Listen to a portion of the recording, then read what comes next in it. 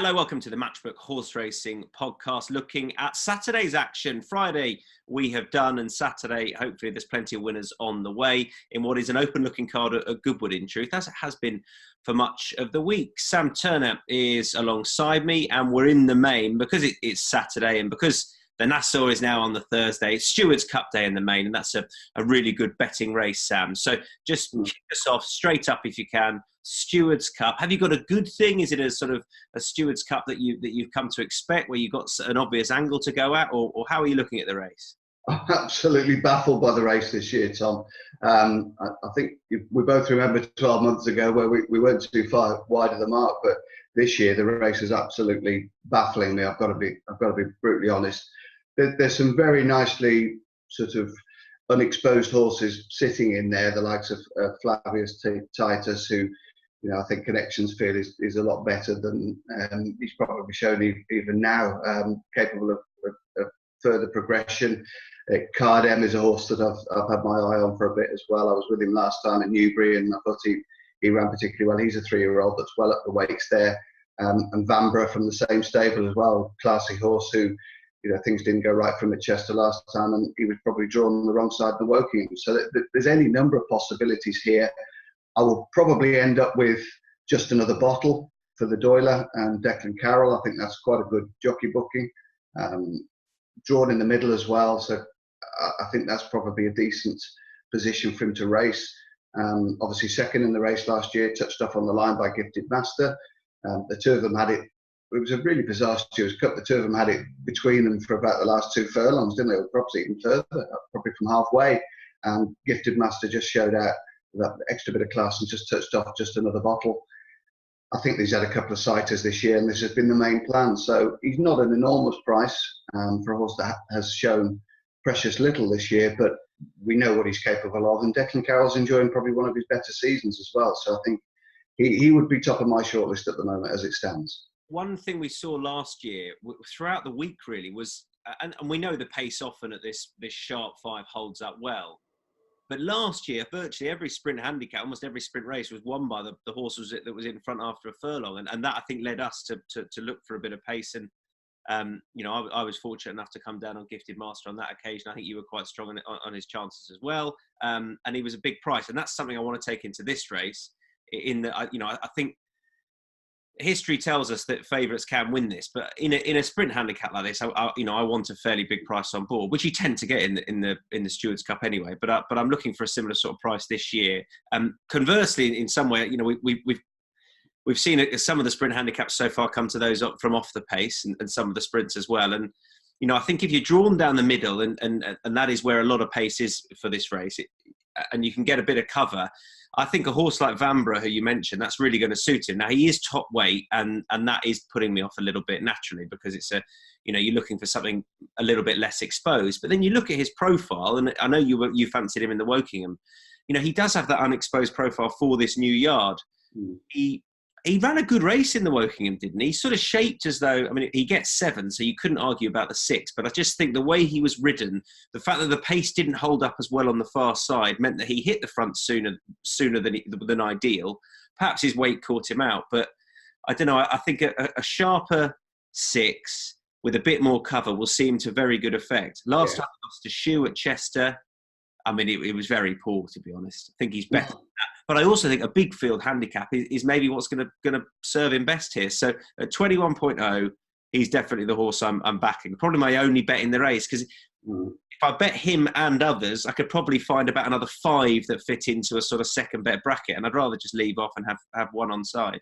No, I agree with that strategy. If you are a little bit lukewarm in the race, if you're not careful, you can end up having 4 or 5 bets, and you're just betting horses for the sake of it, and just in case something that you've half-backed 3 weeks ago or a couple of months ago wins, and you feel like kicking yourself all Saturday afternoon. So sometimes it's best to take the approach just to have one, or have one either side. I think the likes of George Bowen and Growl from the Fahey team, I mean, George Bowen I tipped in the race last year as one of the 2 selections, and he took off in the last furlong and finished 5th like George Bowen does. Now, he's been rather subdued this year, but there's been the odd sign here and there that he was in reasonable form and could bounce back to somewhere like his best. Obviously, he came into this race last year off the back of the Scottish Stewards Cup win.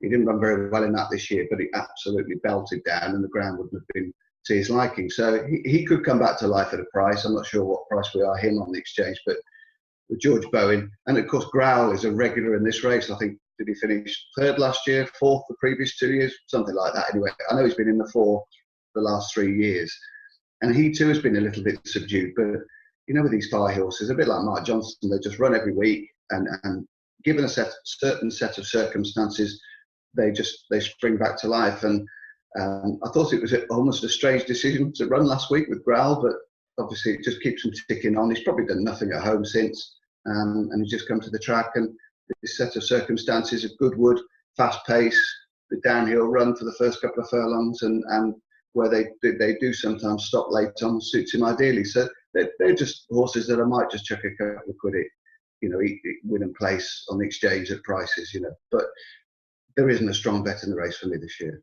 Those two you mentioned, George Bowen 26.0, Growl 21.0. Just on the draw, I mean, looking back, I remember a couple of years ago where everything developed low. Then Lancelot du Lac won it from 15 down the middle. I remember the magical memory year where he won it from 1. Last year, it seemed as though everything was near side, and Stall 25 won it. The draw yesterday, everything wanted to be middle or far side or middle, and then all the high numbers were left untouched initially. So, and I think that's because the going stick reading's that little bit quicker far side. But at the moment, and obviously the consolation race will tell us a bit more. And look, you might look at that and want to delve in one side in particular. But I'm quite happy with given where the pace is at the moment, I'm sort of quite happy with a hold-up horse who's going to come down the middle, or maybe not on one of the wings, but that could change. Well, obviously, Ornate is in the King George on Friday. He's also declared for this as well. He's 16. He's a pace angle, arguably better over 5. But with these 5 furlong horses, there's only one way you've just got to jump and run, haven't you? You can't ride them any other way. I talking to 1 or 2 people prior to the draw yesterday, they were asking sort of, where do you think you want to be? And I said anywhere in and around just another bottle, to be honest. He showed that much toe last year that I can't imagine he's going to be ridden particularly differently come Stewards Cup time. So I think middle is ideal for me. I mean, yesterday there were 1 or 2 races where they did explore the stand side rail, and obviously Clive Cox's 2-year-old pretty much made all up the stand side rail. And just being there the first 2 days of the week, Lord Ridderford ran well along the stand side rail in that handicap early on in the week. So I don't think that's dead by any stretch of the imagination. And obviously on the far side, they'll probably open up some fresh ground again on Saturday. I'm not totally privy to the way they've gone in recent years. So there might be a fresh strip over there. And don't forget, Sir Lancelot ended up over on that side, didn't he, when Frankie sort of drifted right all the way across the track. So I think it should be a pretty level playing field. Of course, we haven't had any rain either for the last 2 or 3 days. So hopefully the track has settled down a bit. There's no artificial watering. So it should be pretty fair. It should be where the pace is. And I think the best of that looks between sort of 9 and 15. So I'd like to be drawn in and around those 2 berths, really.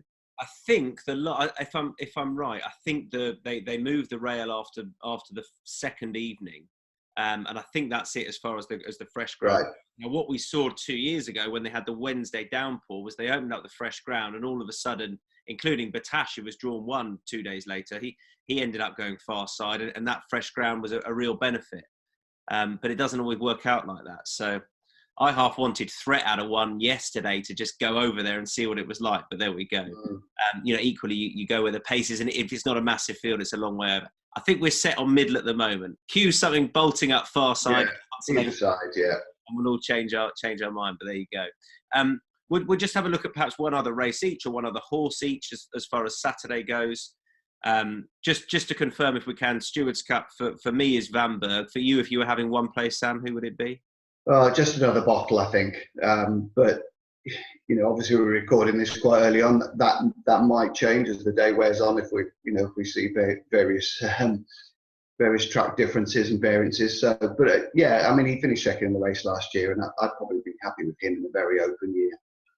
I don't have a personal sort of view or a strong view on the Lily Langtree, although Pilaster was tempting, but not quite sure she is where she was at this track last year. So I'm just going to touch on the staying handicap if I can. which comes up at 225. Outbox is a horse that I think Rory Delaghe's mentioned quite positively on the podcast. Now, he was beaten 5.5 shot at Newmarket when last season. I thought he was pretty comfortably beaten as well. I suppose on the face of it, I thought he was a touch disappointing. He was keen early. He was held up. We've talked about the July course where it can be difficult to get into it. And I thought that looked the case.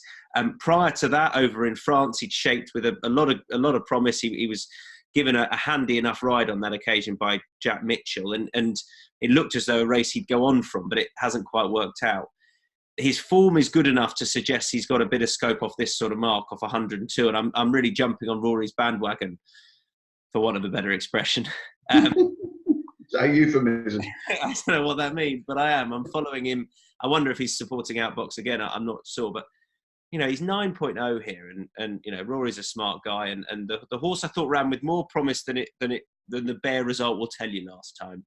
Yeah, sort of did it a bit back to front, and I just think perhaps a more forward ride here.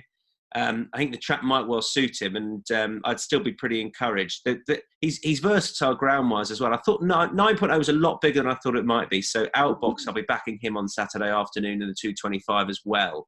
Anything else you could add to that, Sam, or anything else you want to mention? Only to say the stable are in a rich vein of form. I mean, they're two winners early on in the week. Was it Wednesday? Yeah, Wednesday. Obviously, their first ever Glorious Goodwood winner with Manal. And then Memora at Sandown in the evening clocked a really good time when she won. So they're in a rich vein of form at the moment, Sam Crisford. Can I add something to that, Sam? Yeah. Megan Nichols, if you want to, I think she's excellent and well worth her 3. But if you want to look at how to ride Goodwood for me, that ride on Manal, on a horse like that, is how you do it. Now, Danny Tudhope, on day one, to my mind, a brilliant ride, a brave ride, but also a get away with it ride, because 8 times out of 10 you get stuffed. And I thought she was brilliant to sit pretty and to sort of slingshot wide into the straight. You see a lot of horses coming over the top, and I thought that Danny Tudhope's ride was brilliant as well, and it was more flamboyant, if you like. But I thought Megan was absolutely superb. And personally, if it's a horse I'm backing, I want to see that sort of ride. And I think it just works so well. There can be this fear factor of coming wide, but I thought it was a great shout.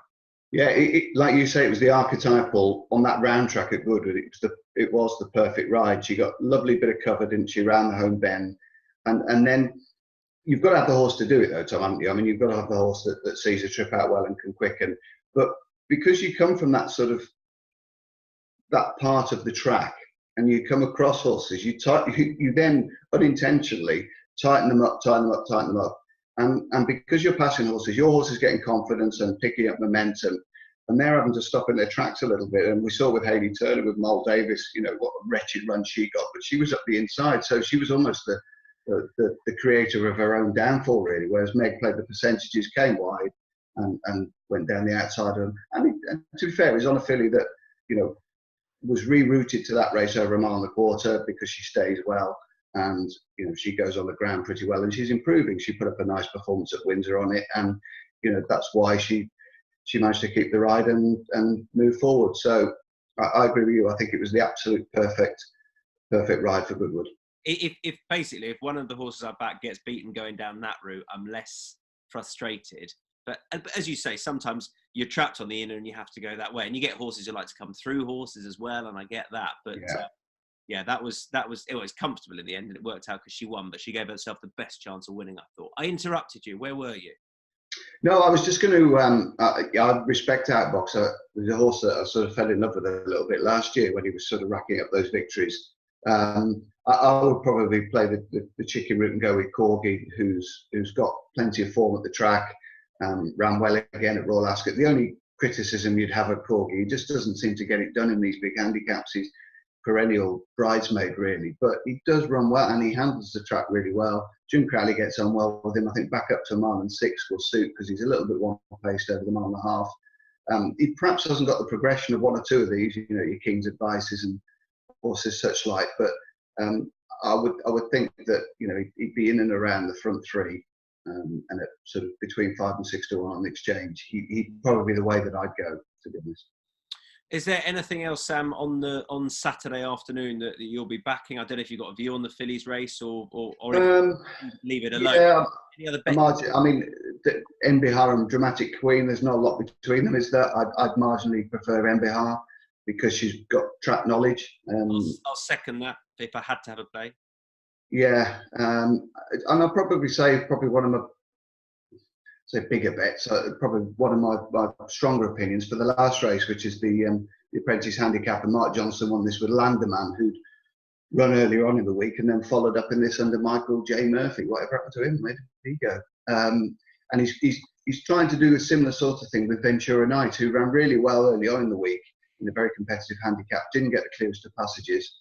Turns up again in this. I think that the trip is ideal for him, the interim sort of 9 furlong trip rather than the mile and a quarter of a mile. Phil Dennis has been booked as well, which I think is a positive booking.